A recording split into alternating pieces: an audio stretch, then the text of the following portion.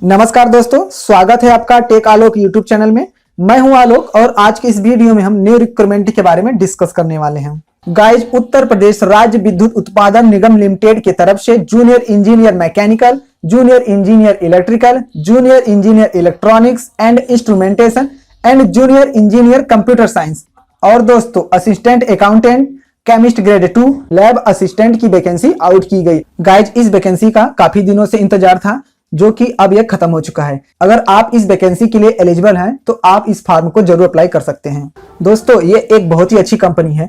इस कंपनी में विद्युत उत्पादन का काम किया जाता है। दोस्तों, इस वैकेंसी के लिए क्या एलिजिबिलिटी क्राइटेरिया है और एज लिमिट क्या है, सिलेक्शन प्रोसेस क्या है, एग्जाम पैटर्न क्या है, इन सभी के बारे में हम आगे डिस्कस करने वाले हैं। सो प्लीज आप लोग वीडियो के अंत तक जरूर बने रहें। और दोस्तों, ऐसे ही जॉब का नोटिफिकेशन पाने के लिए आप टेलीग्राम लिंक से जुड़ सकते हैं। हमने टेलीग्राम चैनल का लिंक डिस्क्रिप्शन में दे दिया है, आप वहां से टेलीग्राम को ज्वाइन कर सकते हैं। दोस्तों, अगर आप हमारे चैनल पर नए हैं तो हमारे चैनल को सब्सक्राइब कर लें। अगर आपने चैनल सब्सक्राइब कर लिया है तो वीडियो को लाइक, शेयर और कमेंट करना ना भूलें। तो दोस्तों, बिना देर किए हुए हम अपने वीडियो की तरफ चलते हैं।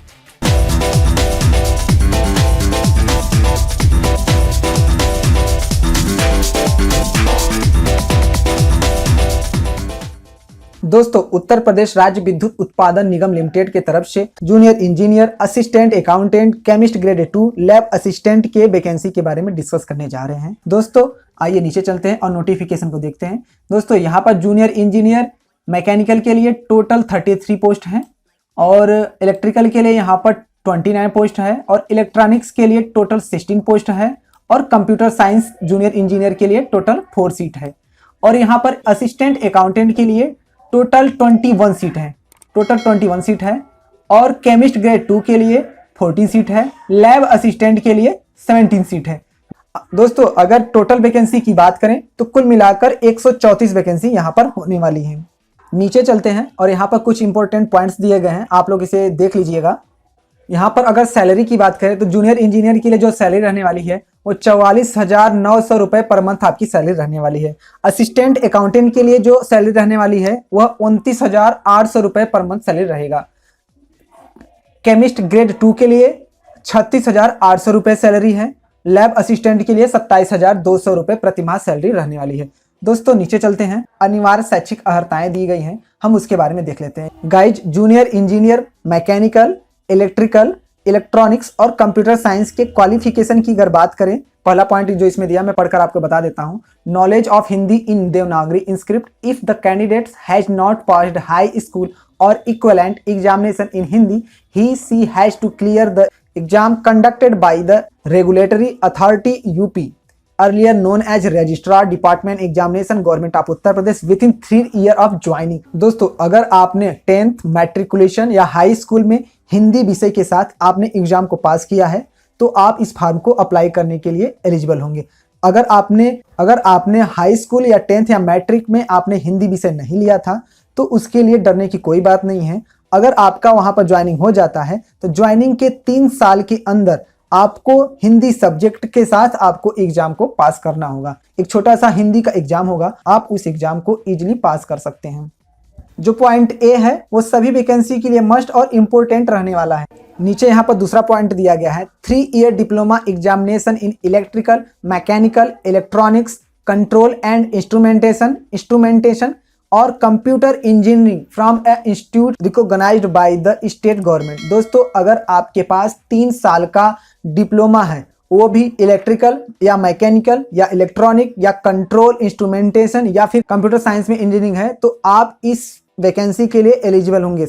नीचे यहाँ और कर दिया है, 3 years all India diploma examination in electrical, mechanical, electronics, control and instrumentation और computer science engineering by the all India council for technical education government of India और दिल्ली पॉलिटेक्निक। दोस्तों, अगर आपके पास 3 साल का डिप्लोमा रिलेवेंट फील्ड में अगर AICTE से मान्यता प्राप्त है तो आप इस वैकेंसी के लिए एलिजिबल होंगे। वहीं नीचे और करके दिया है दोस्तों, 3 year diploma examination in electrical, mechanical, electronic, control and instrumentation और computer science engineering conduct by any of the universities in India incorporated by act of the central और स्टेट लेजिस्लेचर। दोस्तों, अगर आपके पास 3 साल का डिप्लोमा रिलेवेंट फील्ड में है और आपने यह कोर्स यूनिवर्सिटी से किया हुआ है चाहे वो सेंट्रल हो चाहे स्टेट यूनिवर्सिटी हो, तो आप इस वैकेंसी के लिए एलिजिबल होंगे।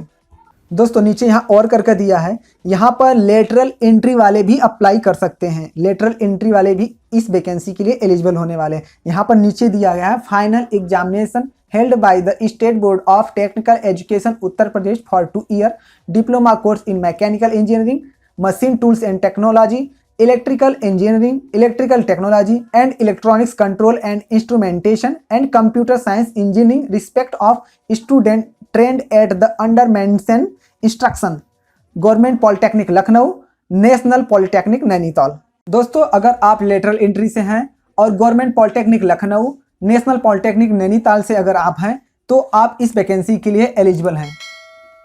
नीचे चलते हैं दोस्तों, यहाँ पर कुछ इंपॉर्टेंट टॉपिक लिखा हुआ है। पहला टॉपिक क्या है, diploma from distance learning education shall not be eligible. दोस्तों अगर आप इग्नू या यूपीआरटीयू या एनी डिस्टेंस मोड से आपने कोई भी कोर्स किया है तो आप इस वैकेंसी के लिए एलिजिबल नहीं होंगे। सेकंड पॉइंट क्या दिया, diploma must be completed at the time of submission of application. यहाँ पर दूसरा पॉइंट ये बता रहा है दोस्तों, अगर आपका डिप्लोमा कंप्लीट नहीं है, वो भी फार्म के लास्ट डेट तक, तो आप एलिजिबल नहीं होंगे। थर्ड पॉइंट क्या कर रहा है, अगर आपके पास सीजीपीए या सीपीआई मार्क सिस्टम है तो आप उसे परसेंटेज में कन्वर्ट कर तब आप लोग फॉर्म में फिल करेंगे। नीचे चलते हैं, यहाँ पर असिस्टेंट अकाउंटेंट दिया गया है। अगर इसके क्वालिफिकेशन की बात करें तो आपके पास bachelor degree in commerce from a university, अगर आपके पास बैचलर डिग्री है तो आप असिस्टेंट अकाउंटेंट के लिए एलिजिबल होंगे। नीचे चलते हैं और केमिस्ट ग्रेड 2 के क्वालिफिकेशन की बात करते हैं। अगर आपके पास एमएससी डिग्री है वो भी केमिस्ट्री में, तो आप केमिस्ट ग्रेड 2 वैकेंसी के लिए एलिजिबल हैं। नीचे है लैब असिस्टेंट। अगर लैब असिस्टेंट के क्वालिफिकेशन की बात करें तो आपके पास intermediate exam passed with chemistry, अगर आपके पास इंटरमीडिएट एग्जाम में आपने केमिस्ट्री के साथ पास किया है तो आप लैब असिस्टेंट के लिए आप एलिजिबल रहेंगे। अथवा कर अगर आप graduation degree with chemistry subject, अगर आपके पास ग्रेजुएशन डिग्री में केमिस्ट्री सब्जेक्ट है तो भी आप लैब असिस्टेंट वैकेंसी के लिए एलिजिबल हैं। गाइज जो आपका एज कैलकुलेट किया जाएगा वह 1/1/2022 से की जाएगी। गाइज यहाँ junior engineer electronic, electrical, mechanical, computer science के लिए मिनिमम 18 ईयर है और मैक्सिमम 40 ईयर है। यहाँ पर असिस्टेंट अकाउंटेंट के लिए मिनिमम 20 ईयर है और मैक्सिमम 40 ईयर है। केमिस्ट ग्रेड 2 के लिए 20 ईयर मिनिमम है और मैक्सिमम 40 ईयर है। और वहीं लैब असिस्टेंट की बात करें तो मिनिमम 18 ईयर है और मैक्सिमम 14 ईयर रहने वाला है। नीचे चलते हैं और यहाँ देखिए एक अच्छा पॉइंट बताया गया है, अप्रेंटिसशिप के अंतर्गत वरीयता संबंधी। दोस्तों अगर आपने उत्तर प्रदेश राज्य विद्युत उत्पादन निगम लिमिटेड से अगर आपने अप्रेंटिस किया हुआ है तो आपको यहाँ पर वेटेज मिलने वाला है। अगर आपने 1 साल का यहाँ से अप्रेंटिसशिप कंप्लीट किया है तो आपको इस वैकेंसी में वेटेज मिलने वाला है। नीचे चलते हैं, एज में रिलैक्सेशन की बात बताई जा रही है तो यहाँ पर एसटी, एससी और ओबीसी को 5 साल की छूट अनुमन्य है।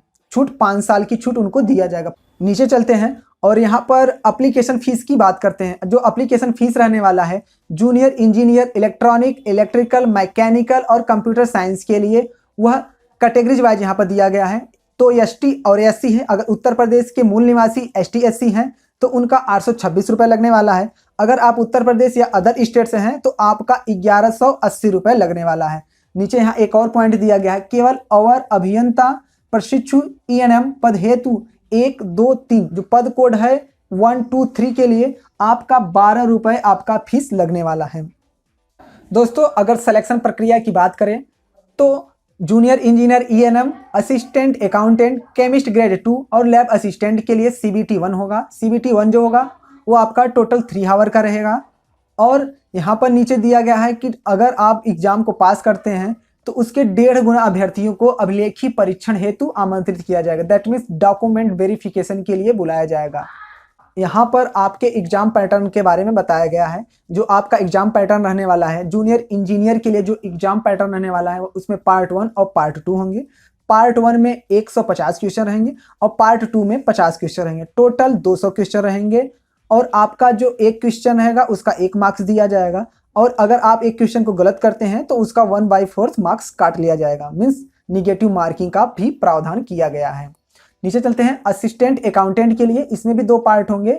और नीचे चलते हैं, यहाँ पर केमिस्ट ग्रेड 2 के लिए भी 2 पार्ट रहेंगे, लैब असिस्टेंट के लिए भी 2 पार्ट रहेंगे। आप लोग अपने अकॉर्डिंग अच्छे से इसे देख लीजिएगा। दोस्तों यहाँ पर एग्जाम सेंटर की अगर बात कर लें तो आपका लखनऊ, प्रयागराज, कानपुर, वाराणसी, मेरठ, गाजियाबाद, मुजफ्फरनगर, बरेली, आगरा एवं ग्रेटर नोएडा इतने स्थान पर आपका एग्जाम होगा। गाइस फॉर्म भरने का जो स्टार्ट डेट है वो 27 फरवरी 2022 से स्टार्ट है और जो आपका लास्ट डेट रहने वाला है वो 21 मार्च 2022 तक है। दोस्तों लगभग मैंने सभी इंपॉर्टेंट टॉपिक को कवर कर दिया है। अगर आपको किसी टॉपिक का लेकर कंफ्यूजन है आप कमेंट जरूर करें, हम उसका रिप्लाई जरूर देंगे। दोस्तों इस वीडियो में बस इतना ही। और हाँ दोस्तों, अगर अभी तक आपने हमारे टेलीग्राम चैनल को नहीं ज्वाइन किया है तो आप वहां से जाकर चैनल को ज्वाइन कर सकते हैं। दोस्तों अगर आपने अभी तक हमारे चैनल को सब्सक्राइब नहीं किया है तो चैनल को सब्सक्राइब कर लें, क्योंकि हम ऐसे ही गवर्नमेंट जॉब्स के अपडेट आप लोगों के लिए लेकर आते रहेंगे। और ये वीडियो आप अपने ज़रूरतमंद दोस्तों के साथ जरूर शेयर करिएगा। दोस्तों इस वीडियो में बस इतना ही, मिलते हैं अपने नए वीडियो में, तब तक के लिए bye bye and take care.